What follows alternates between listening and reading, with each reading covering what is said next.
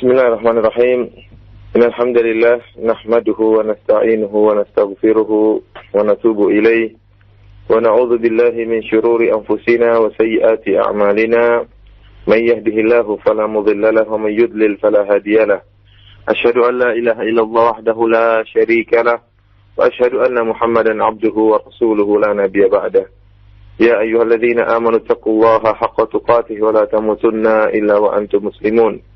يا أيها الناس اتقوا ربكم الذي خلقكم من نفس واحدة وخلق منها زوجها وبث منهما رجالا كثيرا ونساء واتقوا الله الذي تساءلون به والأرحام إن الله كان عليكم رقيبا يا أيها الذين آمنوا اتقوا الله وقولوا قولا سديدا يصلح لكم أعمالكم ويغفر لكم ذنوبكم ومن يطع الله ورسوله فقد فاز فوزا عظيما أما بعد فإن أحسن الكلام كلام الله وخير الهدي هدي محمد صلى الله عليه وسلم شر الأمور محدثاتها فإن كل محدثة بدعة وكل بدعة ضلالة وكل ضلالة في النار.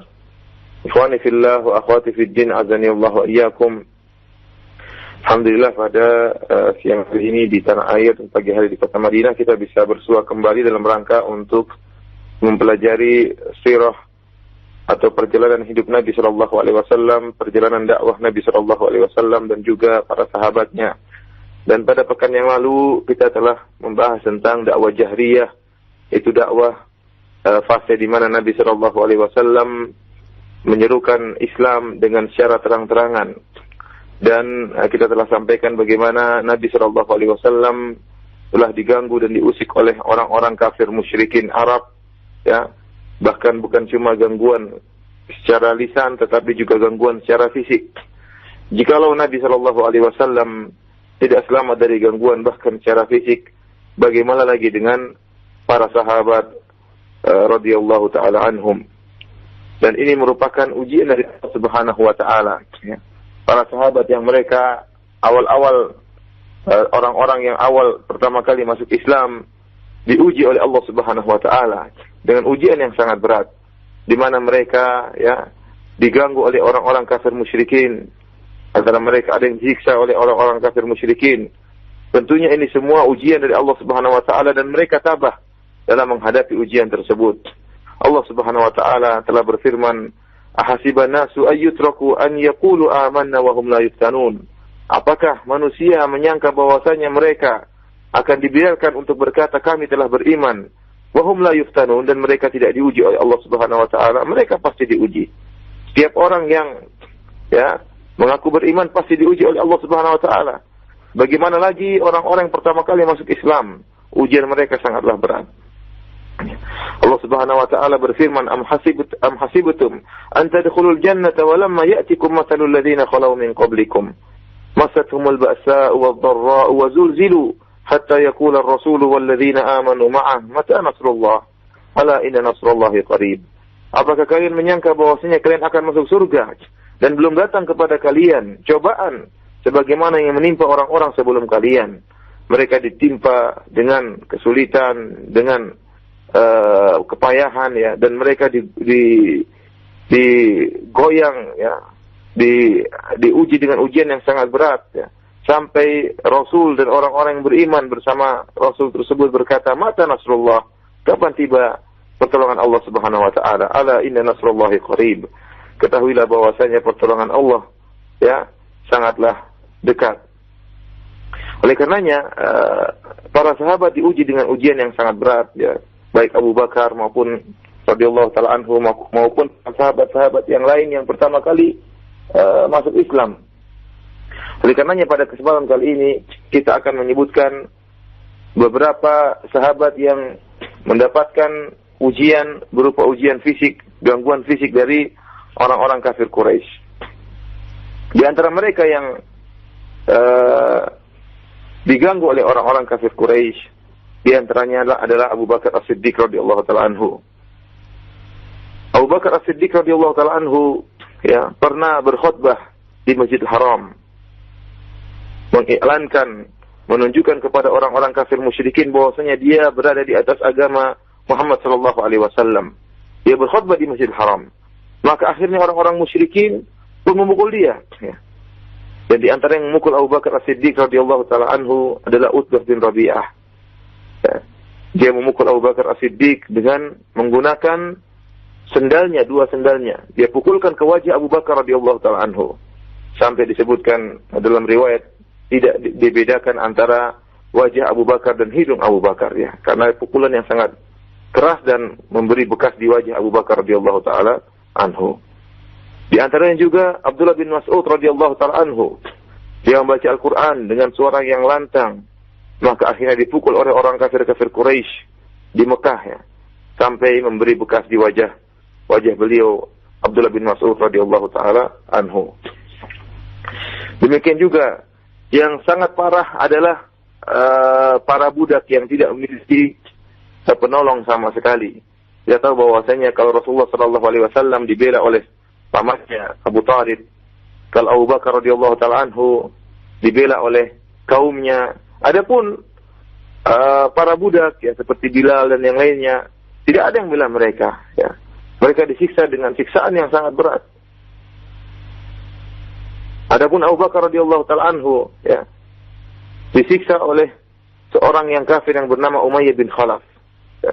Umayyah bin Khalaf ini meletakkan tali di leher Abu Bakar, di leher Bilal radhiyallahu taala anhu. Kemudian dia berikan kepada anak-anak untuk menarik Bilal. Ya. Maka Bilal pun ditarik oleh anak-anak di kota Mekah dan diputar mengelilingi ya gunung-gunung di kota Mekah. Bayangkan ya, waktu yang sangat panas dan terik, Bilal ditarik, lehernya ditarik oleh anak-anak dan ditarik di gunung-gunung yang ada di kota Mekah.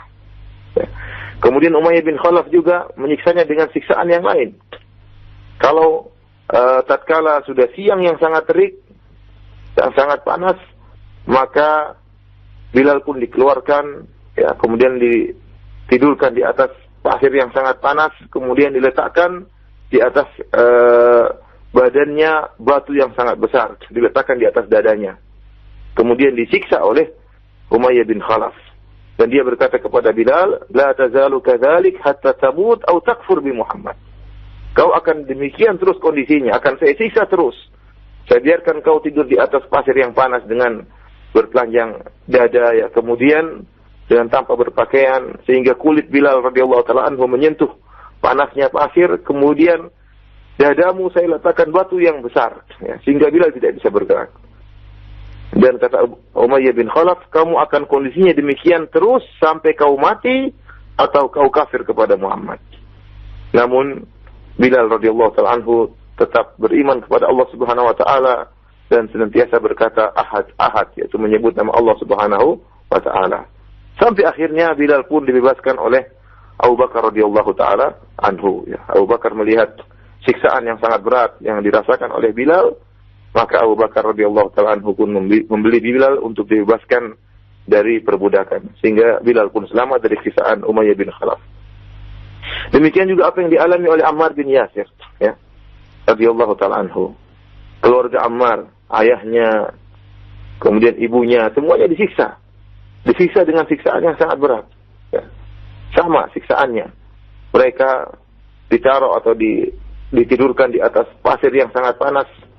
Ya. Kemudian dijemur dengan di atas terik matahari. Kemudian disiksa, dicambuk dengan siksaan yang bermacam-macam. Dan hal ini dilihat oleh Nabi SAW. Nabi SAW suatu saat melewati keluarga Ammar, ya, dan Rasulullah SAW melihat mereka sedang disiksa. Apa yang dilakukan oleh Nabi SAW? Nabi tatkala itu hanya bisa menasihati mereka untuk bersabar. Kata Nabi SAW, "Abshiru ala Ammar wa ala Yasir, fa inna maw'idakumul jannah." Ya. Bergembiralah wahai keluarga Ammar, wahai keluarga Yasir. Sungguhnya Allah Subhanahu wa taala menjanjikan bagi kalian surga. Ya. Ayah dari Ammar yaitu Yasir setelah disiksa akhirnya meninggal dunia. Demikian juga Sumayyah, ya, ditusuk oleh Abu Jahal, ya, Fir'aunnya umat ini, ditusuk di hatinya dengan tombak sehingga akhirnya Sumayyah pun meninggal dunia. Dan dia adalah wanita yang pertama yang mati syahid di umat Islam ini. Ya. Bahkan disebut dalam riwayat kemaluannya ditusuk oleh Abu Jahal, ya. Abu Jahal, ya, Fir'aun yang sangat biadab, membunuh Sumayyah dengan cara yang sangat bengis. Demikian juga sahabat Khabbab bin al-Arab, ya. Dan dia juga adalah seorang budak, ya. Dia pun disiksa oleh kaum musyrikin dengan bermacam-macam model siksaan. Siksaan yang sangat berat. Ya. Orang-orang musyrikin meletakkan Khabbab bin al-Arab di atas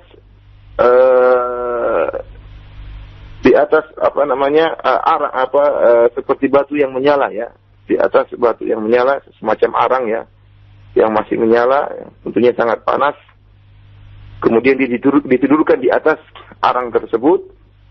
Setelah itu mereka meletakkan batu di atas dadanya, sehingga arang-arang tersebut atau batu yang menyala tersebut tidaklah mati kecuali setelah diletakkan kulit Khabbab bin al-Arab di atasnya, sehingga arang tersebut mati bersamaan dengan terbakarnya kulit dari Khabbab bin al-Arab. Yang luar biasa ujian yang dihadapi oleh para sahabat. Dan demikian juga sahabat-sahabat yang lain, mereka diuji dengan siksaan yang dilakukan oleh orang-orang musyrikin Arab, ya. Akan tetapi lihatlah bagaimana mereka tetap bersabar dengan ujian yang mereka rasakan. Ikhwani fillah wa akhwati fid din, azani Allah wa iyyakum. Dan disebutkan dalam riwayat, ya, bagaimana Abu Bakar radhiyallahu taala anhu, ya, membeli sebagian budak-budak yang disiksa oleh orang-orang kafir musyrikin Arab. Di antara mereka, ya, adalah Umamah, yaitu ibu dari Bilal bin Abi Rabah, Bilal bin Rabah radhiyallahu ta'ala anhu. Kemudian juga Amir bin Fuhairah, Ummu Ubais, wa Zinnirah, ya, wa Nahdiyah. Demikian juga Jariyah Bani Adi radhiyallahu ta'ala anhum, yang mereka semua disiksa oleh orang-orang kafir Quraisy. Akhirnya mereka sebelumnya dibeli oleh Abu Bakar radhiyallahu ta'ala anhu. Abu Bakar tatkala itu termasuk orang-orang yang berada dan termasuk orang yang memiliki harta. Jadi dia pun membeli seluruh budak-budak yang disiksa oleh orang-orang kafir dari musyrikin Arab. Sampai-sampai Abu Bakar ditegur oleh ayahnya Abu Quhafah. Ayah Abu Bakar yang tatkala itu masih kafir, ya, menegur anaknya Abu Bakar. Karena Abu Bakar membebaskan budak-budak yang lemah, ya. Ada budak-budak yang kuat, kerja keras, budak-budak yang tubuh mereka kekar dan tegar untuk bekerja keras. Namun Abu Bakar radhiyallahu ta'ala anhu membeli budak-budak yang tubuh mereka tidak kuat, ya. Di antaranya budak-budak wanita dibeli oleh Abu Bakar radhiyallahu ta'ala anhu, di antaranya Bilal. Akhirnya ditegur oleh ayahnya Abu Quhafah. Kata dia, ya bunayya, ini araka tu'tiku riqaban dhi'afan. Wahai putraku Abu Bakar, saya melihat engkau membebaskan budak-budak yang lemah. Falau annaka id fa'alta ma fa'alta a'taqta rijalan juludan yamna'unaka wa yaqumuna dunak. Ya. Kata ayahnya, wahai Abu Bakar, kenapa engkau tidak membebaskan? Kalau ingin membebaskan budak, bebaskan budak-budak yang kuat dan bisa membela engkau, yang bisa membantu engkau. Kenapa kau bebaskan budak-budak yang lemah, Bilal dan yang lainnya? Apa kata Abu Bakar radhiyallahu ta'ala anhu? Ya abati, inni innama uridu ma uridu lillahi azza wa jalla. Kata Abu Bakar, wahai ayahku, sungguhnya aku tidak lakukan kecuali apa yang dikehendaki oleh Allah Subhanahu wa taala. Aku lakukan semua ini lillahi azza wa jalla, karena Allah Subhanahu wa taala. Maka turunlah firman Allah Subhanahu wa taala, fa amma man a'ta wattaqa wa saddaqa bil husna fasanuyassiruhu lil yusra.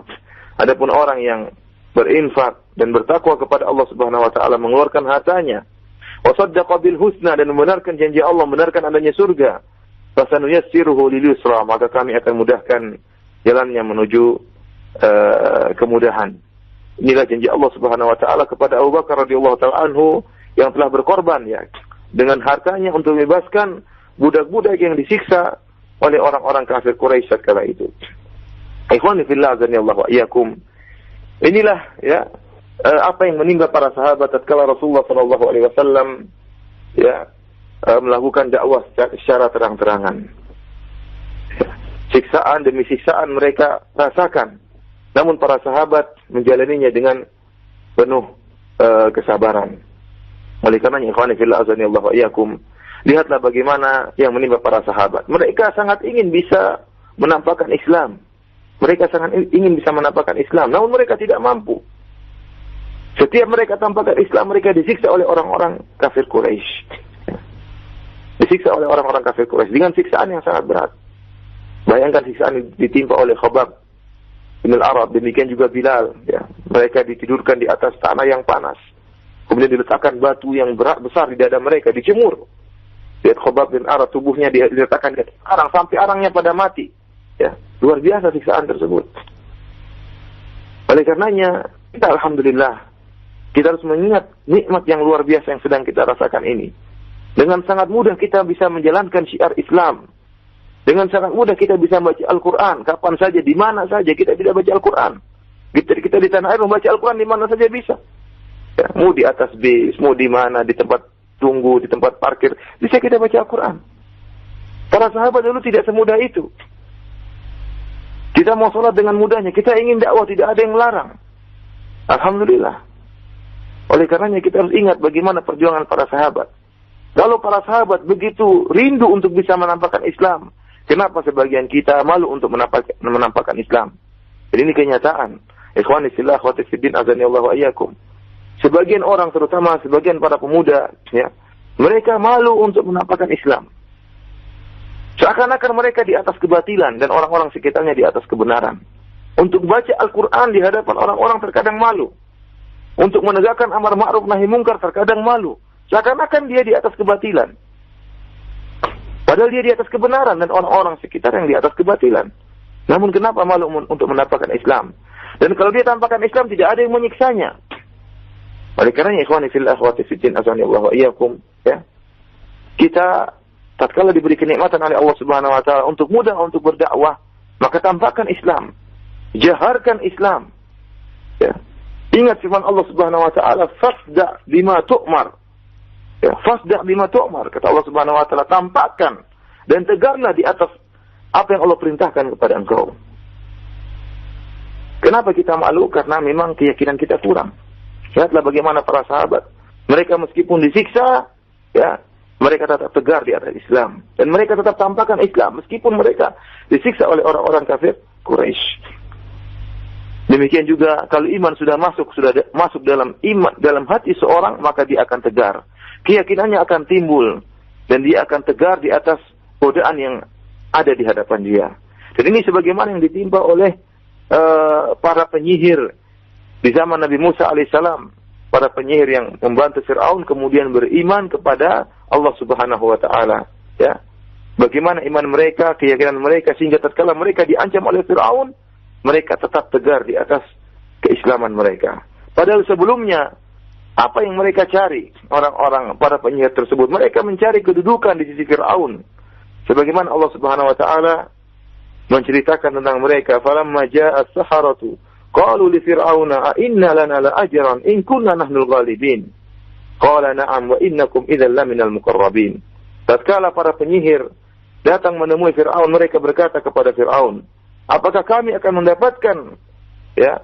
mendapatkan ganjaran yang besar, yaitu upah yang besar, jika kami menang melawan si Musa? Apa kata Fir'aun? Naam, benar, kalian akan mendapatkan ganjaran yang besar, mendapatkan upah yang besar. Wa innakum idzal laminal muqarrabin, dan kalian akan mendapatkan kedudukan yang tinggi, akan mendapatkan kedudukan yang dekat dengan aku, kata Fir'aun. Namun tatkala para penyihir tersebut melemparkan tongkat-tongkat mereka dan melemparkan tali-tali mereka, dan mereka lihat bahwasanya apa yang dibawa oleh Musa alaihissalam benar-benar mukjizat. Tatkala tongkat Nabi Musa menjadi ular dan makan ular-ular tipuan yang dimiliki oleh para penyihir tersebut, mereka sadar bahwasanya Nabi Musa alaihissalam datang bawa kebenaran, maka mereka pun masuk Islam. Ya. Kata Allah Subhanahu wa taala, fa ulqiya as-saharatu sajidin qalu amanna bi rabbil alamin. Maka para penyihir tersebut sujud kepada Allah Subhanahu wa taala.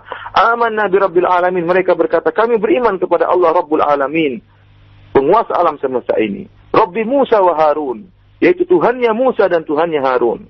Apa kata Fir'aun? Qala amantum lahu qabla an adzana lakum innahu lakabirukum alladhi 'allamakumus sihr Fala saufa ta'lamun. Kata Firaun, apakah kalian beriman kepada Musa sebelum aku izinkan kalian? Sungguhnya si Musa itu adalah gembong kalian yang mengajarkan sihir kepada kalian, dan kalian akan mengetahui akibat ulah kalian beriman kepada Musa. La uqatti'anna aydiyakum wa arjulakum min khilafin wa la usallibannakum ajma'in. Aku akan potong tangan kalian dan akan potong kaki-kaki kalian. Wa la usallibannakum ajma'in, dan aku akan menyalib kalian. Bayangkan, mereka diancam oleh Fir'aun dengan ancaman yang berat, dengan siksaan yang berat.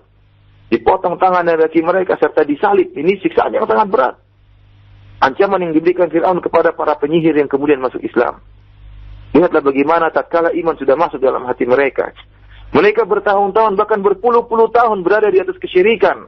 Bahkan datang untuk membela Fir'aun. Namun dalam sekejap mereka beriman kepada Nabi Musa alaihissalam, dan dalam sekejap iman mereka sangat kuat. Dan mereka langsung diancam oleh Fir'aun akan disiksa dengan siksaan yang sangat berat. Namun apa kata para penyihir tersebut yang telah sadar? Qalu la dhair, inna ila rabbina munqalibun. Kata mereka, tidak jadi masalah. Silakan. Tidak ada kemudaratan bagi kami. Silakan siksa kami, kata mereka. Inna ila rabbina munqalibun. Kami akan kembali kepada Rabb kami. Kami akan kembali kepada Allah Subhanahu wa taala. Inna natama'u ayyaghfira lana rabbuna khatayana an kunna awwalal mu'minin. Apa kata mereka? Kami semua berharap agar Allah Subhanahu wa taala bisa mengampuni dosa-dosa kami. An kunna awwalal mu'minin, tatkala kami menjadi orang-orang yang pertama kali beriman kepada Nabi Musa. Mereka tetap kuatkan tekad mereka untuk segera beriman kepada Nabi Musa dan tidak goyang iman mereka, dengan harapan Allah Subhanahu wa taala akan mengampuni dosa-dosa mereka karena mereka beriman pertama kali tatkala melihat mukjizat Nabi Musa alaihissalam. Inilah yang dirasakan oleh orang-orang yang beriman kepada para nabi. Demikian juga para sahabat Abu Bakar radhiyallahu taala anhu, Abdullah bin Mas'ud, Mus'ab bin Umair, kemudian Bilal, kemudian Khabbab bin al-Arad, kemudian Ammar bin Yasir. Mereka semua disiksa dengan siksaan yang berat karena mereka adalah orang-orang yang pertama kali masuk Islam, orang-orang yang pertama kali menjaharkan Islam. Dan kita tidak akan pernah lupa dengan jasa yang telah mereka berikan kepada kita. Dengan perjuangan mereka, Abu Bakar radhiyallahu taala anhu, Bilal dan yang lainnya, dengan ketegaran mereka menampakkan Islam, akhirnya Islam bisa sampai kepada kita. Akhirnya kita bisa merasakan nikmat iman. Akhirnya Islam bisa sampai ke Indonesia. Siapa yang berjasa? Para sahabat radhiyallahu taala anhum. Bagaimana kita bisa lupa dengan jasa mereka? Pantaslah jika Allah Subhanahu wa taala memuji mereka. Pantaslah jika Allah mengatakan radhiyallahu anhum wa radu'an. Allah ridho kepada mereka dan mereka ridho kepada Allah Subhanahu wa taala. Pantaslah jika Allah Subhanahu wa taala mengatakan kuntum khaira ummatin ukhrijat linnas. Kalian adalah umat terbaik yang pernah dikeluarkan di atas muka bumi ini. Pantaslah jika Rasulullah sallallahu alaihi wasallam bersabda, "Lau anfaqa ahadukum mithla Uhudin dhahaban, ma balagha mudda ahadim wala nasifahu." Kalau salah seorang dari kalian di antara kita berinfak emas sebesar gunung Uhud, maka tidak akan sama dengan sedikit infak para sahabat. Bagaimana tidak? Iman mereka yang sangat luar biasa. Meskipun disiksa dengan siksaan yang berat, mereka tetap tegar di atas dakwah kepada Islam. Ikhwani fillah wa akhwati fid din, azani Allah wa iyyakum. Demikianlah yang ditimpa atau dialami oleh para sahabat, ujian yang sangat berat, namun mereka bersabar dan dakwah Nabi sallallahu alaihi wasallam tetap berjalan, dan Nabi sallallahu alaihi wasallam tidak berhenti, bahkan Islam semakin tersebar meskipun siksaan yang dilakukan oleh orang-orang kafir semakin besar. Ikhwani fillah, azani Allah wa iyyakum. Tatkala kaum musyrikin melihat bahwasanya metode yang mereka lakukan, baik istihza, mengejek-ngejek Nabi dan para sahabatnya, atau dengan ta'zib, dengan menyiksa para sahabat, ternyata langkah yang mereka lakukan, metode yang mereka lakukan tadi tidak memberhentikan dakwah Nabi sallallahu alaihi wasallam. Bahkan semakin memperluas dakwah Nabi sallallahu alaihi wasallam.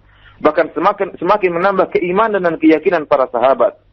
Mereka sadar bahwasanya jalan yang mereka lakukan tidaklah bisa mewujudkan cita-cita mereka.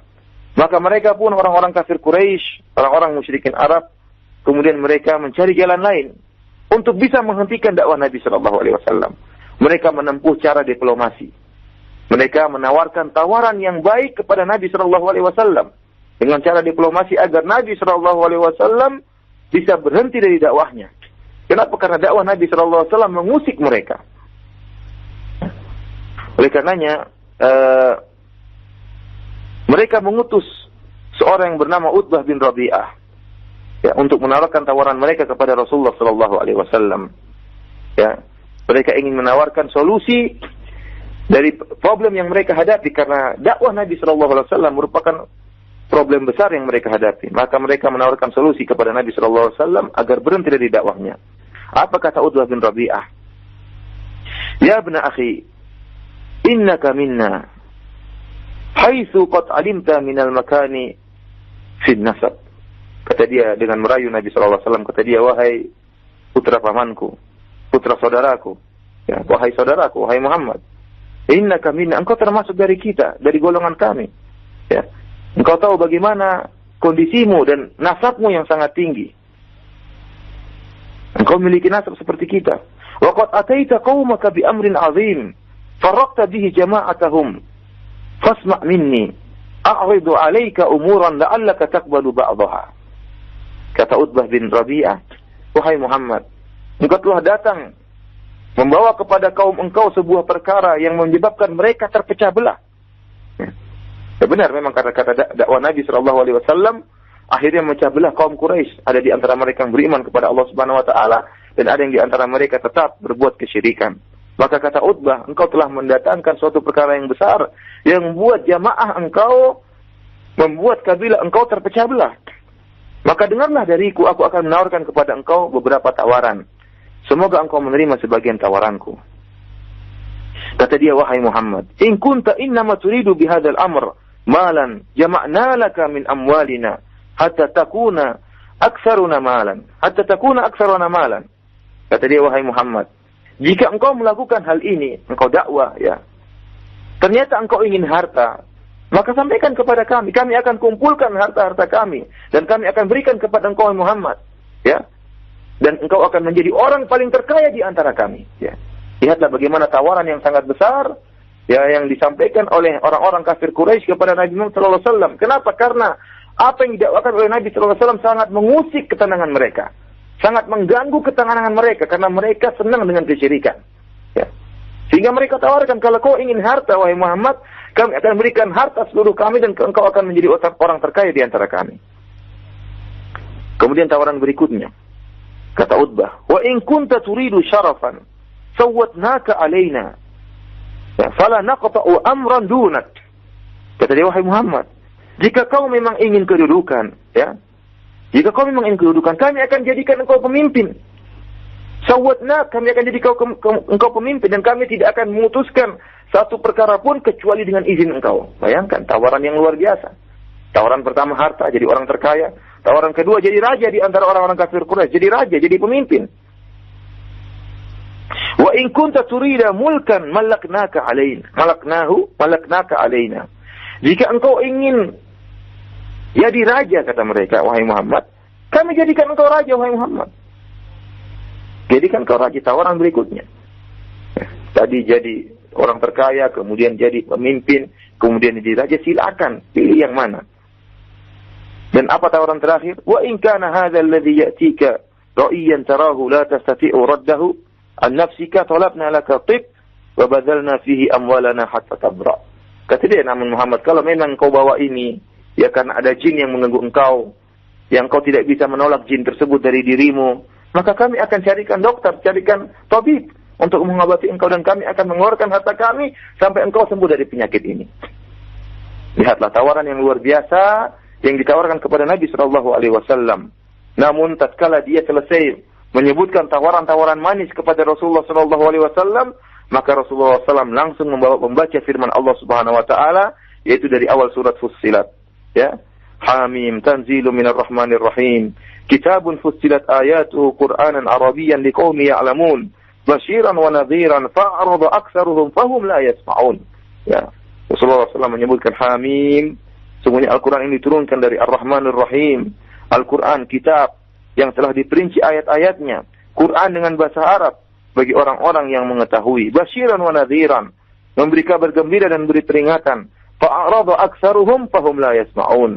Namun kebanyakan mereka berpaling dari Al-Qur'an dan mereka tidak mau mendengar Al-Qur'an. Ya. Nabi SAW sama sekali tidak menerima tawaran diplomasi tersebut. Bahkan Nabi SAW langsung menegur Utbah bin Rabi'ah dan membacakan ayat-ayat Al-Qur'an dan menunjukkan bahwasanya orang-orang kafir Quraisy memang mereka berpaling dari firman Allah Subhanahu wa taala. Ikhwani fil azani Allah wa iyyakum.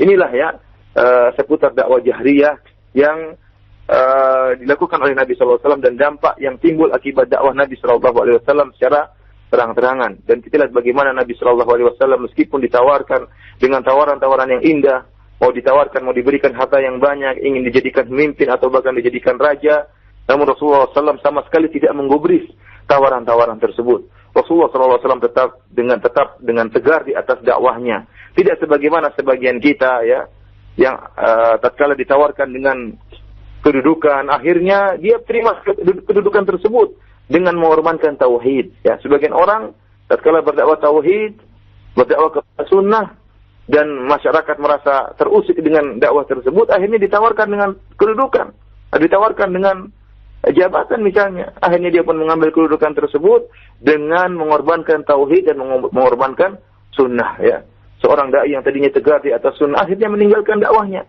hanya ingin mencari kedudukan. Inna lillahi wa inna ilaihi raji'un. Ikhwani fillah wa fiddin azani Allah wa iyyakum.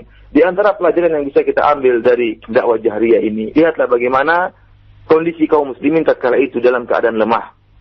Dalam keadaan lemah. Bilal disiksa, Ammar bin Yasir disiksa, bahkan sebagian ayahnya dibunuh, bahkan Sumayyah dibunuh, ya, bahkan mati syahid tatkala itu. Ya. Namun tatkala itu Rasulullah SAW tidak melakukan perlawanan. Tidak melakukan perlawanan. Rasulullah SAW bahkan menasihati para sahabat untuk bersabar. Rasulullah SAW hanya meskipun melihat keluarga Ammar sedang disiksa, Rasulullah SAW hanya mengatakan sabran ala Yasir, fa inna mau'idakumul jannah. Bersabarlah wahai kalian keluarga Yasir. Sungguhnya Allah Subhanahu wa taala ya menjanjikan bagi kalian surga. Bahkan tatkala Khobab, ya, kita tahu bagaimana Khobab bin Arad yang tadi disiksa, diletakkan di atas arang sehingga arang itu mati karena terkena kulit dari Khobab bin Arad, ya. Dia pernah berkata, "Syakauna ila Rasulillah sallallahu alaihi wasallam wa huwa mutawassidatu burdatin fi dhillil Ka'bah." Kami pernah mengeluhkan hal ini kepada Rasulullah sallallahu alaihi wasallam, ya. Mengeluhkan kepada Nabi sallallahu alaihi wasallam tatkala Nabi sallallahu alaihi wasallam sedang berbaring di bayangan di Ka'bah, ya, sambil meletakkan kepalanya di atas burdahnya. Apa kata Khobab bin Arad? Ala tastansir lana, ala tad'u lana. Kata Khobab bin Arad, wahai Rasulullah, kenapa engkau tidak berdoa kepada Allah agar memenangkan kami? Ya? Artinya apa? Lihat bagaimana kondisi para sahabat disiksa, ya. Bagaimana Bilal, bagaimana Ammar disiksa. Kenapa engkau tidak berdoa kepada Allah Subhanahu wa taala agar kami menang di atas orang-orang kafir Quraisy? Apa kata Nabi SAW? Bahkan Nabi SAW berusaha mengajarkan mereka untuk bersabar. Meskipun telah disiksa dengan siksaan yang luar biasa, Nabi SAW tetap menyuruh mereka bersabar. Apa kata Nabi SAW? Qad kana man qablakum yu'khadhu ar-rajulu fayuhfaru lahu al-ard fayuj'alu fiha thumma yu'ta bil minshar fayudha'u ala ra'sihi fayuj'ala nisfain. Kata Nabi SAW kepada Khobab. Siapa Khobab? Khobab ini yang disiksa, diletakkan di atas arang sehingga kemudian disiksa dengan siksaan yang beraneka ragam. Apa kata Nabi SAW kepada Khobab? Wahai Khobab bin Al-Arad, sungguhnya orang-orang sebelum kalian juga disiksa. Bahkan di antara mereka ada yang dibuat lubang, kemudian dia dimasukkan dalam lubang di dalam tanah, kemudian didatangkan gergaji, kemudian digergaji di atas kepalanya sehingga kepalanya pun terbelah, badannya terbelah dua. Kata Nabi SAW kepada Khobab, ya, wa yamshatu bi amshatinil hadid ma duna lahmihi wa 'azmihi ma yasudduhu dzalika an dini. Di antara mereka ada yang disisir dengan sisir gergaji sampai daging-daging mereka terlepas, namun mereka tetap tidak keluar dari agama mereka. Mereka tetap tegar di atas agama mereka. Kata Nabi SAW mengingatkan kepada Khobab bahwasanya siksaan yang dia rasakan itu masih ringan. Masih ada orang-orang terdahulu yang lebih berat siksaannya daripada siksaan yang dialami oleh Khobab bin Al-Arad. Namun Rasulullah SAW tetap mereka bergembira. Kata Rasulullah sallam, wala yutimmanna Allahu hadzal amr hatta yasiru ar-raqibu min San'a ila Hadramaut fala yakhafu illa Allah. Ya, kata Rasulullah sallam, Allah Subhanahu wa taala akan menyempurnakan agama ini sampai seorang yang berjalan dari San'a sampai Hadramaut, dia tidak takut kecuali kepada Allah Subhanahu wa taala, wa dhi'ba ala ghanamihi, dan dia tidak takut kecuali kepada Allah dan juga khawatir ada serigala yang akan makan kambingnya. Walakinnakum tasta'jilun, kata Nabi sallallahu alaihi wasallam, akan tapi kalian terlalu tergesa-gesa ingin segera mendapat kemenangan. Ikhwani fillah azanillahu wa iyyakum, apa yang kita lihat, kita saksikan dari dakwah Nabi sallallahu alaihi wasallam di dalam dakwah jahriyah ini, tatkala para sahabat disiksa dan Nabi sallallahu alaihi wasallam tatkala itu hanya memberi kabar gembira kepada mereka dan menyabarkan mereka, ini menunjukkan bahwasanya tatkala kaum muslimin dalam kondisi lemah, ya, dalam keadaan tidak memiliki kekuatan fisik, maka tidak disyariatkan untuk melakukan peperangan. Tidak disyariatkan jihad untuk melawan orang-orang kafir Quraisy. Ya. Lihatlah Nabi SAW melewati keluarga Ammar bin Yasir sedang disiksa. Nabi tidak kemudian melakukan pertolongan. Ya. Nabi SAW hanya mendoakan bagi mereka. Nabi SAW hanya memberi kabar gembira kepada mereka. Ya. Kapan Rasulullah SAW mengangkat peperangan melawan orang-orang kafir? Tatkala Rasulullah SAW sudah sampai hijrah ke kota Madinah, tatkala kaum muslimin sudah dalam kondisi kuat, ya, ya, memiliki persenjataan yang cukup, maka Nabi SAW pun mengangkat atau genderang peperangan untuk melawan orang-orang kafir Quraisy. Namun jika dalam keadaan lemah, maka tidak disyariatkan jihad. Oleh karenanya ikhwani fil azani Allah yakum, merupakan kesalahan yang tersebar di sebagian kaum muslimin tatkala mereka menganggap bahwasanya seakan-akan jihad merupakan rukun Islam atau rukun iman yang harus ada setiap saat. Tidak melihat bagaimana kondisi kaum muslimin sedang dalam keadaan lemah atau dalam keadaan kuat. Sungguhnya dalam Al-Quran ada ayat-ayat sabar dan ada ayat-ayat perang. Ya. Kaum muslimin dan ayat-ayat tersebut tidak saling memansuhkan sebagaimana dijelaskan oleh Syekhul Islam Ibnu Taimiyah dan juga Syekh Utsaimin rahimahullah. Adapun ayat-ayat sabar diamalkan oleh kaum muslimin, ya, tatkala kaum muslimin dalam keadaan lemah. Adapun ayat-ayat jihad, ayat-ayat perang diamalkan oleh kaum muslimin tatkala kaum muslimin dalam keadaan kuat. Dan kenyataan yang ada, kita kaum muslimin sekarang dalam keadaan lemah, ya, dalam keadaan lemah. Ya. Baik dalam kelemahan iman maupun kelemahan fisik. Kaum muslimin iman mereka sangat lemah. Memang benar bahwasanya Allah Subhanahu wa taala, ya, memenangkan kaum muslimin jika iman mereka kuat. Kaum muslimin, para sahabat tidak pernah menang dalam peperangan karena jumlah mereka, tidak pernah karena kekuatan fisik. Kekuatan fisik nomor 2. Akan tapi mereka selalu menang karena pertolongan Allah Subhanahu wa taala, karena keimanan mereka yang sangat luar biasa. Sehingga meskipun jumlah mereka sedikit mampu untuk mengalahkan orang-orang yang kafir kepada Allah Subhanahu wa taala. Ya. Namun bagaimana dengan kondisi kita sekarang ini? Jangankan kekuatan fisik, kekuatan pun sangat lemah. Masih banyak kaum muslimin yang melakukan praktik riba. Masih banyak kaum muslimin yang terjumus dalam perzinahan. Masih banyak kaum muslimin yang tidak sholat. Ya. Kita saja di tanah air, yang sholat berapa orang? Yang sholat berapa orang? Masjid-masjid kosong. Kemudian yang sholat di antara mereka yang sholat, berapa persen yang tidak berbuat kesyirikan kepada Allah Subhanahu wa taala? Masih jauh. Hendaknya kita dakwai mereka sampai iman mereka kuat. Jangan kemudian kita menyeru kepada jihad sementara kondisi kaum muslimin seperti ini. Ya. Sementara kondisi kaum muslimin masih jauh daripada Islam, masih jauh daripada iman. Ya, ini dakwah yang keliru seperti ini. Ikhwani fillah wa fiddin azani Allah wa iyyakum. Oleh karenanya tatkala kaum muslimin dalam kondisi lemah, maka tidak disyariatkan jihad, karena itu merupakan pembebanan, suatu beban yang tidak mungkin dilakukan oleh kaum muslimin, namun disyaratkan bagi mereka untuk bersabar dan untuk menguatkan keimanan mereka. Demikianlah ikhwani fillah azani Allah wa iyyakum sebagian faedah yang bisa kita ambil dari dakwah jahriyah yang dilakukan oleh Nabi sallallahu alaihi wasallam. Selanjutnya saya kembalikan kepada Akhi Fawaz, kalau ada yang bertanya atau kurang jelas bisa ditanyakan. Wallahu taala alam.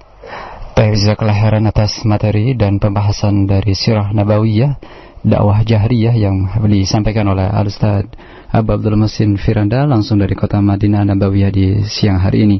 Tapi bisa kami angkat untuk yang pertama dari penelpon kita di kesempatan siang hari ini. Halo. Halo, Assalamualaikum Ustaz. Waalaikumsalam warahmatullahi wabarakatuh. Silakan. Saya ingin bertanya. Tadi Ustaz menerangkan bahwa apabila umat Islam dalam keadaan lemah tidak disyariatkan untuk berjihad. Lalu bagaimana nasihat Ustaz dengan kondisi umat Islam di Palestina atau di Bosnia? Atau di negara-negara yang tertindas, terzalimi begitu ya secara umum ya Bu ya? Baik. Nah, terima kasih. Oh iya. Nah, silakan Ustaz. Ikhwani fil akhwati fiddin azanillahu iyyakum. Ya. Seperti kita katakan bahwasanya syariat jihad disyariatkan tatkala kaum muslimin dalam keadaan kuat. Kita melihat bagaimana sejarah Nabi SAW tatkala beliau di Mekah, ya, tatkala kaum muslim dalam keadaan lemah, ya, maka Nabi SAW tidak mengangkat syariat jihad. Karena secara logika, secara kasat mata, kalau Nabi SAW melakukan jihad tatkala itu dengan jumlah mereka yang sangat sedikit, maka kaum muslimin akan habis tatkala itu. Ya, karena Islam bukan agama hayalan, ya. Islam juga melihat kondisi yang ada, ya. Oleh karenanya sebagai gambaran, saya akan bacakan firman Allah Subhanahu wa taala dalam surat Al-Anfal, ya. Allah Subhanahu wa taala berfirman, "Ya ayuhan nabi, haridil mu'minin 'alal qital. Iyyakum minkum 20 sabiruna yaghlibu mi'atain. Wa iyyakum minkum mi'atun yaghlibu alfan minal ladzina kafaru bi annahum qaumun la yafqahun." Kata Allah Subhanahu wa taala, wahai nabi, ya, kabarkanlah semangat kaum mukminin untuk berperang. Jika ada di antara mereka 20 orang yang sabar, maka akan bisa mengalahkan 200 orang dari orang-orang kafir. Wa iyyakum minkum mi'ah, kalau ada di antara mereka 100 orang yang sabar, akan bisa mengalahkan alfan minal ladzina kafaru, akan bisa mengalahkan 1000 orang kafir. Ya, di sini kita lihat perbandingan 1:10. Di awal Islam, Allah Subhanahu wa taala mewajibkan perang meskipun kekuatan Islam, kekuatan muslimin 1:10. Kalau ada satu orang Islam di hadapannya 10 orang kafir, maka tidak boleh lari dan dia harus berperang. Namun Allah Subhanahu wa taala menyebutkan ayat selanjutnya yang memansuhkan hukum ayat sebelumnya. Kata Allah Subhanahu wa taala, "Al-ana khaffafa Allahu 'ankum wa alima anna fikum dha'fa. Fa iyyakum minkum mi'atun sabiratun yaghlibu mi'atain." Kata Allah Subhanahu wa taala, dan sekarang Allah Subhanahu wa taala meringankan bagi kalian dan Allah mengetahui ada kelemahan pada kalian. Fa iyyakum minkum mi'atun sabiratun yaghlibu mi'atain. Kalau ada di antara kalian wahai kaum mukminin 100 orang yang sabar, maka akan bisa mengalahkan 200 orang kafir. Wa iyyakum minkum alfun yaghlibu alfaini biiznillah wallahu ma'as sabirin. Dan jika di antara kalian ada 1000 orang yang sabar, maka akan bisa mengalahkan 2000 orang dengan izin Allah Subhanahu wa taala. Wallahu ma'as sabirin, dan Allah Subhanahu wa taala bersama orang-orang yang sabar. Lihatlah dalam ayat yang kedua ini, Allah Subhanahu wa taala yang tadinya mewajibkan kalau 1 lawan 10 tidak boleh lari, namun Allah kurangkan sekarang 1 lawan 2. Ya, 1:2. Oleh karenanya para ulama menyebutkan kalau dalam peperangan 1 lawan 2, jadi 1:2, kaum muslimin 1 dan musuhnya ada 2, kaum muslimin 100 dan musuhnya 200, maka tidak boleh lari, terus bertempur sampai titik penghabisan. Akan tapi jika ternyata kondisinya tidak seperti itu, 1:3, maka boleh lari. Dengan apa? Dengan nas dari Allah Subhanahu wa taala boleh lari. Karena Islam tidak ingin melihat orang mati konyol, enggak. Tidak ingin melihat kaum muslimin mati konyol, enggak. Ya. Bahkan oleh karenanya Al-Iz bin Abdissalam dalam kitabnya tentang Qawaidul Ahkam, dia menyebutkan bahwasanya bagaimana kondisi seorang boleh lari dari tawali yaumuz zahf, boleh lari dari tatkala medan pertempuran. Jika bagaimana kondisinya jika ternyata orang-orang kafir jumlahnya sangat banyak dan memiliki kekuatan yang sangat banyak sementara kaum muslimin hanya sedikit, maka mereka boleh lari. Ya, karena tidak ada faedahnya. Ya, tidak ada faedahnya. Islam tidak ingin kaum muslimin mati dalam keadaan mati konyol dan tidak memberi nikayah, tidak memberi perlawanan kepada orang-orang kafir. Adapun jika musuh itu 1:2, maka boleh lari. Maka tidak boleh lari. Di sini ikhwani fil akhwati fiddin azanillahu iyyakum, jelas bahwasanya syariat juga melihat kekuatan fisik. Syariat tidak membebankan kepada kaum muslimin dengan kemampuan yang di luar kemampuan mereka, dengan beban yang di luar kemampuan mereka. Jika ternyata kemampuan fisik mereka tidak memungkinkan, maka tidak diwajibkan untuk melakukan peperangan. Oleh karenanya Allah Subhanahu wa taala mewajibkan kepada kaum muslimin untuk menyiapkan kekuatan. Nah, dalam Al-Quran Allah Subhanahu Wa Taala berfirman, wa'iddu lahum mastata'tum min quwwah. Ya. Kata Allah Subhanahu Wa Taala, dan hendaknya kalian mempersiapkan kekuatan, wa min ribatil khail, ya, dan juga menyiapkan kuda-kuda. Di sini kalau kita perhatikan Allah Subhanahu Wa Taala, ya, menyuruh kaum muslimin untuk menyiapkan kekuatan sebelum mengadakan pertempuran. Kata Allah Subhanahu Wa Taala, wa'iddu lahum mastata'tum min quwwah wa min ribatil khail turhibuna bihi aduwallahi wa aduwakum.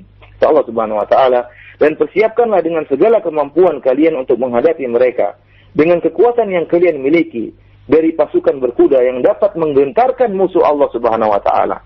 Ya. Jadi kita kaum muslimin jika ingin berperang, ya, melawan orang-orang kafir, ya, maka diwajibkan bagi kita untuk menyiapkan kekuatan. Apa kekuatan tatkala di zaman Nabi sallallahu alaihi wasallam? Kata Nabi sallallahu alaihi wasallam, "Ala fa innal quwwata ramyu." Kata Nabi sallallahu alaihi wasallam, ketahuilah bahwasanya kekuatan ini maksud oleh Allah Subhanahu wa taala adalah panah. Di zaman Nabi, senjata yang paling canggih adalah panah.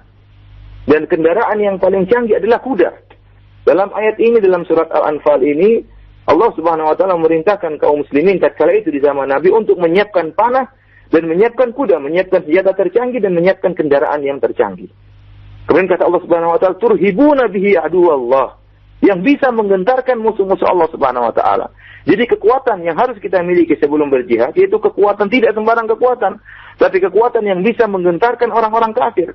Adapun seorang kemudian ingin berjihad sementara musuhnya memakai senapan api, sementara dia pakai kartapel, maka ini adalah tidak disyariatkan seperti ini. Dia tidak memiliki kekuatan yang menggentarkan orang-orang kafir. Oleh karena kekuatan yang diwajibkan bagi kita untuk berperang adalah kekuatan yang menggentarkan orang-orang kafir.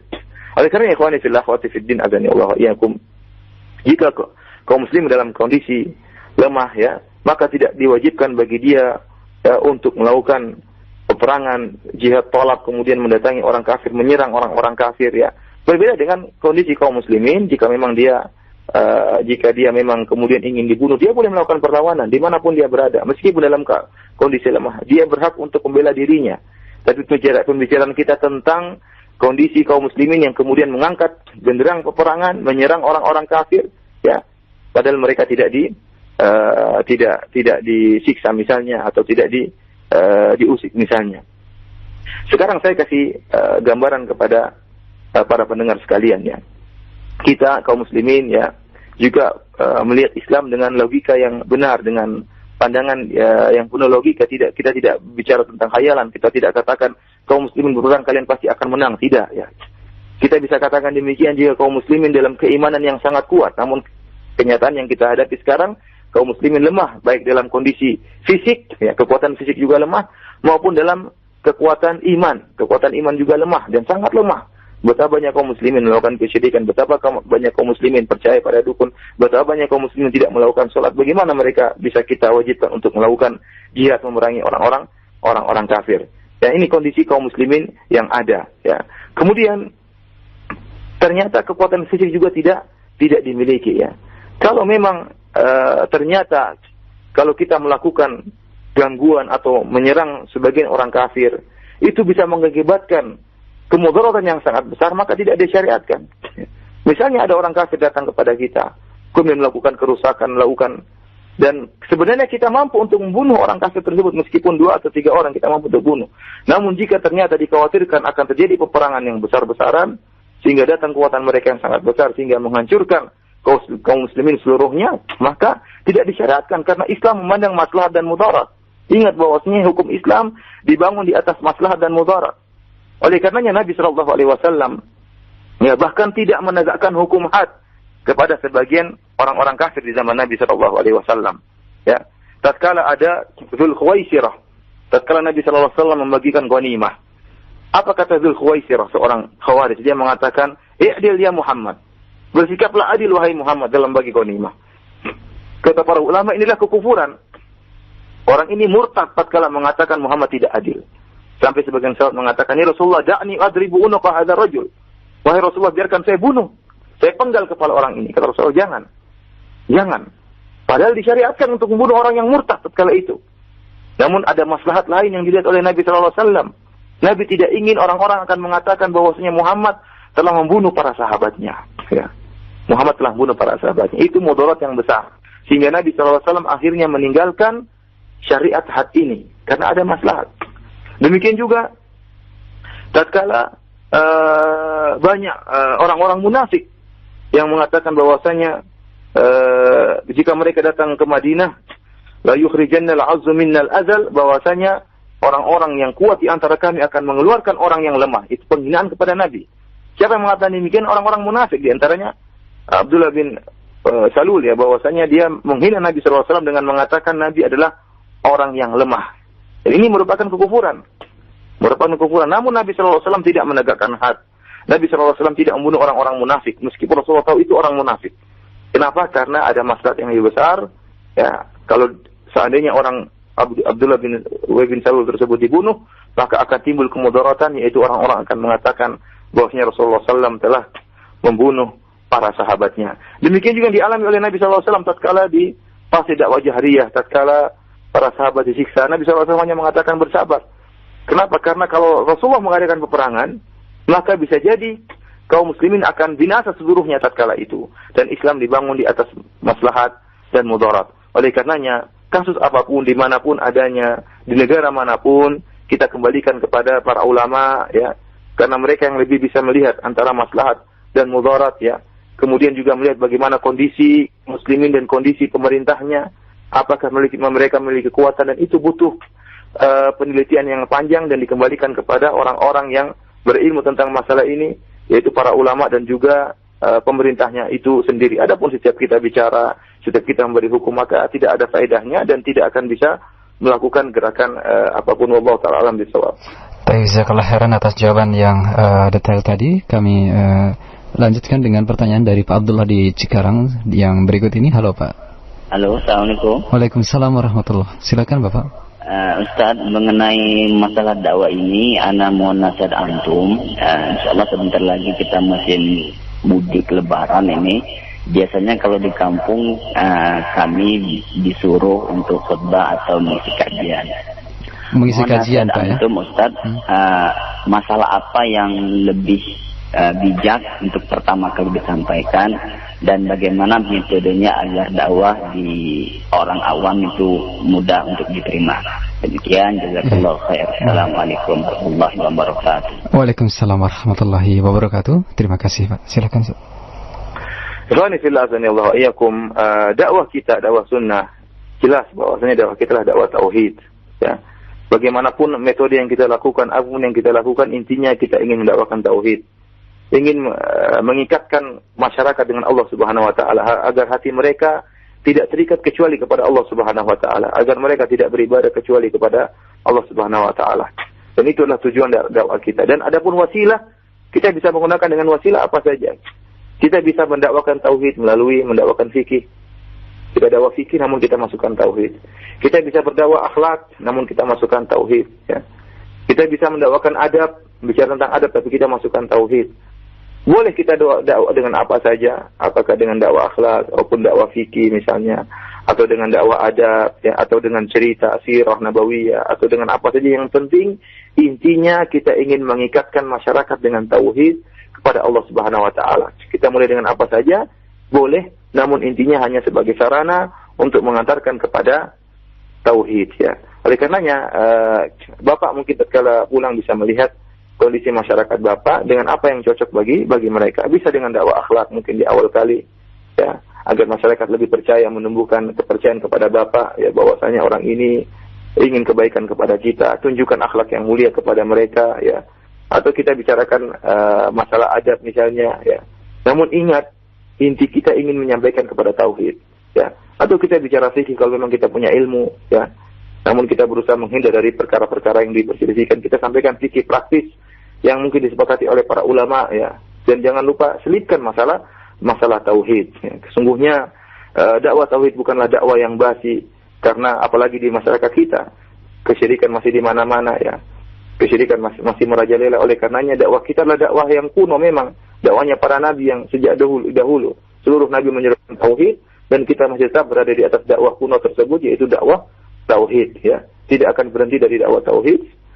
sampai kapanpun, karena demikian kondisi masyarakat terus mereka berada di kesyirikan dan setan akan senantiasa berusaha untuk menjerumuskan masyarakat ke dalam kesyirikan. Intinya silakan Bapak dakwah akhlak misalnya atau adab, tapi jangan lupa untuk menyelipkan tauhid. Adapun pertama kali datang ke masyarakat kemudian menyampaikan masalah bid'ah, saya rasa itu bukan merupakan perkara yang hikmah. Berbeda dengan tatkala Bapak mengingatkan masyarakat dari kesyirikan, misalnya dari perdukunan, kemudian menyembelih kepada selain Allah, itu meskipun mengusik mereka, namun masih lebih mudah diterima oleh masyarakat.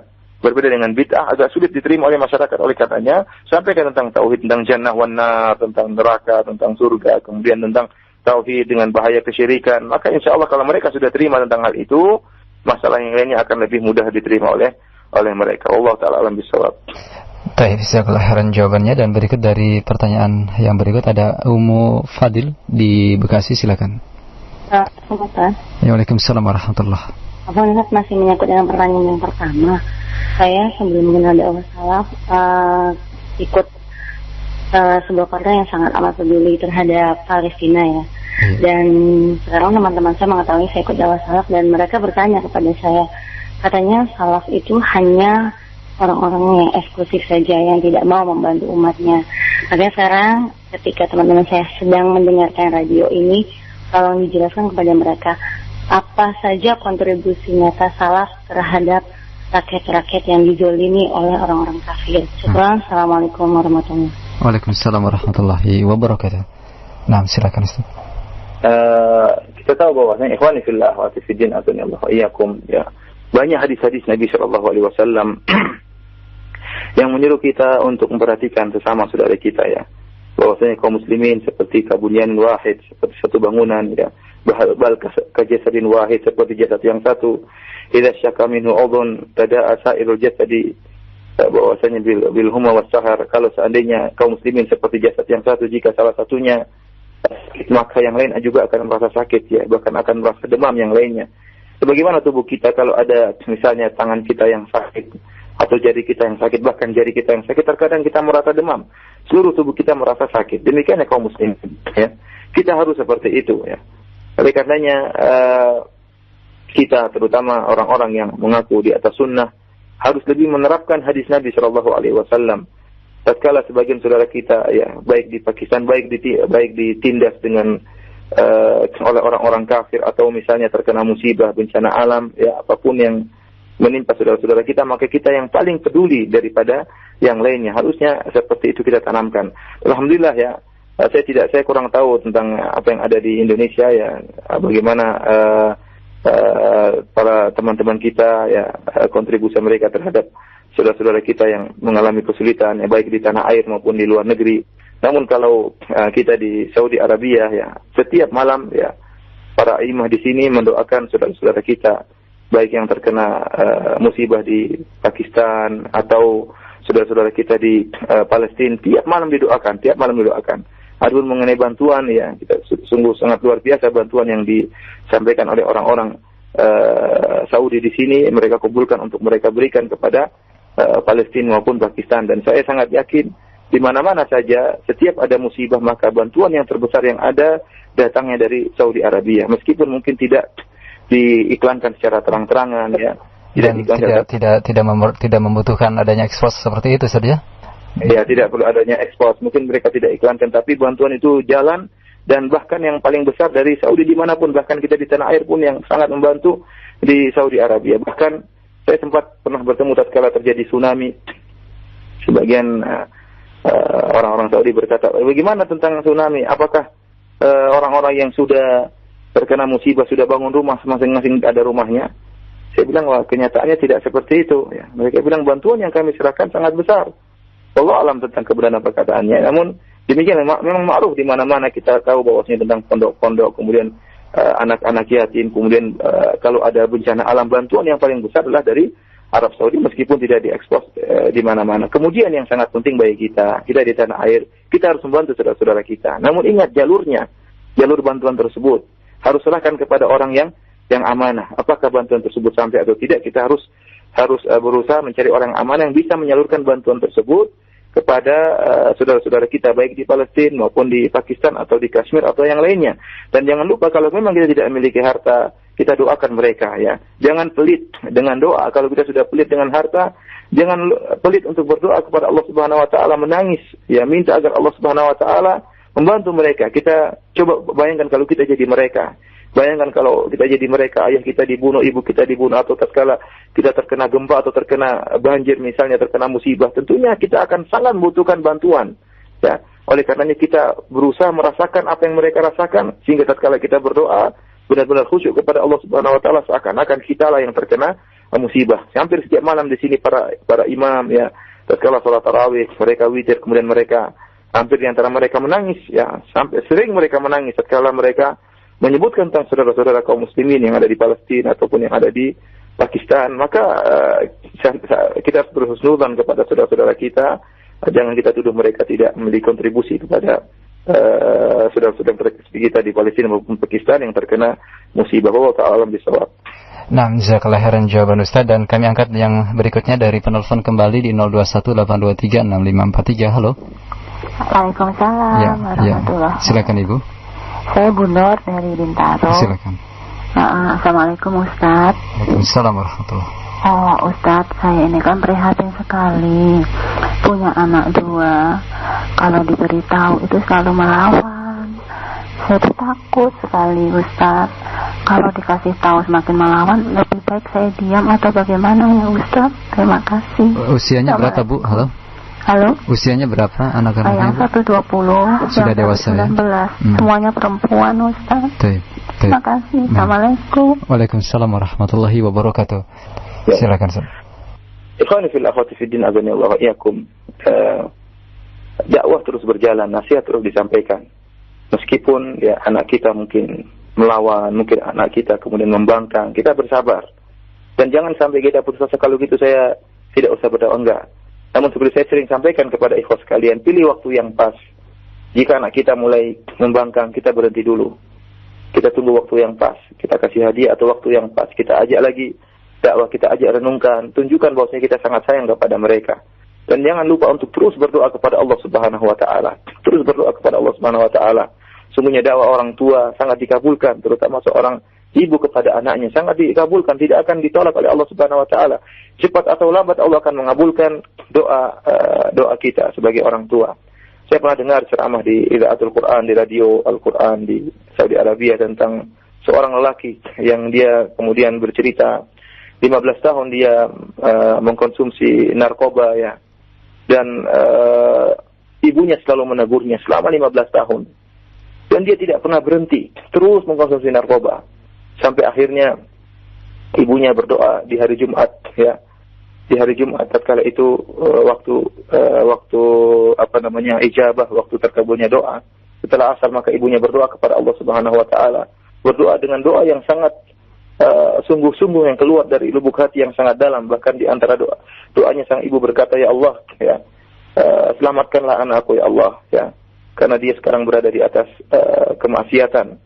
Dan jika memang anak saya tidak bisa berhenti, biarkanlah dia berhenti dari kemaksiatan tersebut ya Allah. Artinya apa? Ambillah nyawa anak saya. Sampai ibu itu saking sedihnya berdoa seperti itu ya. Jangan biarkan dia terus tenggelam dalam kemaksiatan ya Allah. Alhamdulillah setelah itu Allah Subhanahu wa taala kabulkan doa ibu ini ya. Berdoa kepada Allah di pilih waktu yang tepat. Setelah 15 tahun berdoa terus menerus, baru anak ini kemudian sadar. Kapan sadarnya? Setelah 15 tahun berhenti dari narkoba. Ya. Setelah itu dia tanya kepada ibunya. Ini cerita, saya pun tanya kepada ibu saya, apa kok tiba-tiba saya bisa berhenti? Apa yang ibu lakukan? Ternyata ibunya cerita, saya berdoa tatkala itu. Terakhir saya berdoa hari Jumat setelah asar minta kepada Allah Subhanahu wa taala agar kamu berhenti. Dan alhamdulillah Allah Subhanahu wa taala kabulkan doa saya. Oleh karenanya doa merupakan silahul mukmin, senjata seorang mukmin. Jika kita sudah berusaha menasihati dengan sebaik-baiknya, dengan milih waktu yang tepat, dengan metode yang bermacam-macam, tidak juga berhasil, maka tinggal doa yang bisa kita panjatkan kepada Allah Subhanahu wa taala. Dan jangan sampai kita putus asa. Doa sampai kita meninggal dunia. Dan ingat, berhasil atau tidak itu urusan Allah Subhanahu wa taala. Namun setiap kita berdoa, pertama kita dapat pahala, dan yang kedua terus kita berharap agar Allah Subhanahu wa taala mengabulkan doa kita. Namun ingat, hidayah di tangan Allah Subhanahu wa taala. Rasulullah sallallahu alaihi wasallam terus berdakwah, bahkan di akhir hayat dari Abu Talib, ya, pamannya, Rasulullah SAW masih datang mendakwahi pamannya, namun pamannya tidak mendapat hidayah dari Allah Subhanahu wa taala. Kata Allah Subhanahu wa taala, "Innaka la tahdi man ahbabta, walakin Allah yahdi man yasha." Sungguhnya engkau Muhammad tidak bisa beri hidayah kepada orang yang kau cintai. Abu Talib tidak bisa kau kasih hidayah, tetapi Allah Subhanahu wa taala yang beri hidayah kepada yang Dia kehendaki. Kita lihat bagaimana para nabi seperti Nabi Nuh alaihissalam, dia berdakwah ratusan tahun berdakwah, namun istrinya mati dalam keadaan kafir dan anak-anaknya juga mati dalam keadaan kafir. Oleh karenanya, demikian juga Nabi Lut alaihissalam, istrinya mati dalam keadaan kafir. Nabi Nuh ratusan tahun berdakwah, 950 tahun berdakwah, namun tidak bisa membuahkan hasil terhadap anak dan istrinya. Apakah tidak berhasil dakwanya? Kita katakan dakwanya berhasil. Namun mengenai dapat hidayah atau tidak, itu urusan Allah Subhanahu wa taala. Jadi yang ibu bisa lakukan hanyalah berdakwah, memilih waktu yang tepat, kemudian jangan terus-menerus enggak, tapi kalau sudah kelihatan anak kita mulai melawan, berhenti, cari waktu yang lain lagi, kemudian dakwahi lagi, ajak berpikir 4 mata, berbicara 4 mata, ajak merenungkan. Kalau bisa tulis surat kepada anak kita, tunjukkan bagaimana keinginan hati kita agar anak kita mau dapat hidayah. Tulis surat, terutama anak kita tatkala jauh dari kita. Terkadang surat itu lebih mengena daripada ucapan langsung dari kita. Dan yang penting adalah berdoa kepada Allah Subhanahu wa taala. Selanjutnya kita serahkan segala urusan dan kita tawakal kepada Allah Subhanahu wa taala yang membolak-balikkan hati manusia. Allah taala bisawab. Baik Ustaz, satu pertanyaan terakhir di siang hari saja dari pendengar kita, Saudari Dian di Jakarta. Ya Ustaz, saya adalah seorang muslimah yang alhamdulillah baru mengenal dakwah ini. Ketika saya ingin berhijrah dalam memahami Islam yang hak ini, banyak sekali yang harus saya perbaiki. Yang jadi pertanyaan saya, mana yang harus saya dahulukan? Berilmu yang banyak terlebih dahulu, ataukah memperbaiki penampilan dengan berhijab yang syar'i, baru kemudian berilmu? Kadang banyak di antara kaum muslimin yang memiliki penilaian untuk apa berpakaian syar'i sementara ilmu keagamaannya kurang. Jazakallah khairan ya Ustaz. Ikhwani fillah akhwati fiddin azanillahu iyyakum. Kalau kita bilang kita harus berilmu dahulu baru beramal secara sempurna ilmu kita, maka tidak mungkin ya. Siapa yang bisa beramal? Siapa yang ilmunya sempurna? Ustaz pun ilmunya tidak sempurna. Terus bagaimana kalau kita harus beramal menunggu ilmu kita sempurna? Enggak. Yang jelas kita beramal setelah memiliki ilmu. Ilmu yang kita dapati kita amalkan sambil mencari ilmu yang lain. Setelah ukhti ini yang bertanya tahu bahwasanya jilbab itu wajib, ya, maka pakai jilbab meskipun belum memiliki ilmu yang lain. Pakai jilbab, ikut pengajian sambil mencari ilmu sedikit demi sedikit dan sambil mengamalkan ilmu tersebut sedikit demi sedikit. Jadi jangan tunggu dulu punya ilmu banyak baru pakai jilbab, ini nggak benar ya. Sekarang ukti sudah punya ilmu, salah satu ilmu diantaranya jilbab itu wajib. Segera pakai jilbab. Ilmu yang lain sedikit demi sedikit, pelan-pelan, ilmu tentang akhlak, ilmu tentang tauhid, ilmu tentang sunnah, sedikit demi sedikit diamalkan sedikit demi sedikit ya. Allah tidak membebankan bagi kita untuk mengamalkan seluruh sekalian ilmu Islam secara sempurna, secara langsung. Tidak mungkin orang seperti itu. Tapi sedikit demi sedikit sambil berjalan, sambil menuntut ilmu, sambil kita amalkan sedikit demi sedikit. Oleh karenanya yang harus ukti lakukan sekarang adalah pakai jilbab. Ya, meskipun orang mencemohkan, ingat ya, para sahabat dahulu rindu untuk mengamalkan agama, rindu untuk baca Quran. Kalau ada yang katakan baca Quran ditampar oleh orang-orang kafir Quraisy. Kalau berdakwah dipukul oleh orang kafir Quraisy. Kalau mengatakan asyhadu alla ilaha illallah dipukul oleh orang kafir Quraisy sekala itu. Mereka rindu untuk bisa beramal saleh. Kita sekarang alhamdulillah pakai jilbab paling dicemoohin aja, paling dihina-hina, paling dikatakan macam-macam. Namun tidak ada yang melukai, tidak ada yang memukul misalnya. Oleh karenanya ukhti bersabar. Ingatlah bagaimana Sumayyah yang dibunuh oleh Abu Jahal ya. Ingatlah bagaimana kesulitan yang dihadapi oleh Sumayyah. Namun karena kesulitan, kesabaran yang mereka lakukan, itulah sampai Islam bisa akhirnya kita rasakan. Oleh karena ukhti pakai jilbab, kemudian tawakal kepada Allah dan menuntut ilmu sambil mengamalkan Islam sedikit demi sedikit. Wallahu ta'ala bisawab. Demikian saja para ikhwani lahu akhwati fiddin azanillahu wa iyyakum. Apa yang bisa ana sampaikan pada kesempatan kali ini kurang dan lebihnya ana mohon maaf. Wabillahi taufiq wal hidayah. Assalamualaikum warahmatullahi wabarakatuh. Waalaikumsalam warahmatullahi wabarakatuh. Jazakallah khairan untuk Ustaz Abu Abdul Muhsin Firanda yang telah menyampaikan kajian dari pembahasan Sirah Nabawiyah. Semoga bermanfaat dan semoga Allah Subhanahu wa taala memberikan keberkahan atas ilmu yang telah beliau sampaikan, dan semoga Allah Subhanahu wa taala menjaga beliau beserta keluarganya. Insyaallah kajian dari pembahasan sirah ini bisa Anda ikuti kembali di kesempatan Sabtu siang di pekan mendatang. Untuk selanjutnya khatul Islam kami hadirkan ke ruang dengar Anda lantunan tilawah Al-Qur'anul Karim. Selamat mendengarkan untuk Anda. Wassalamualaikum warahmatullahi wabarakatuh.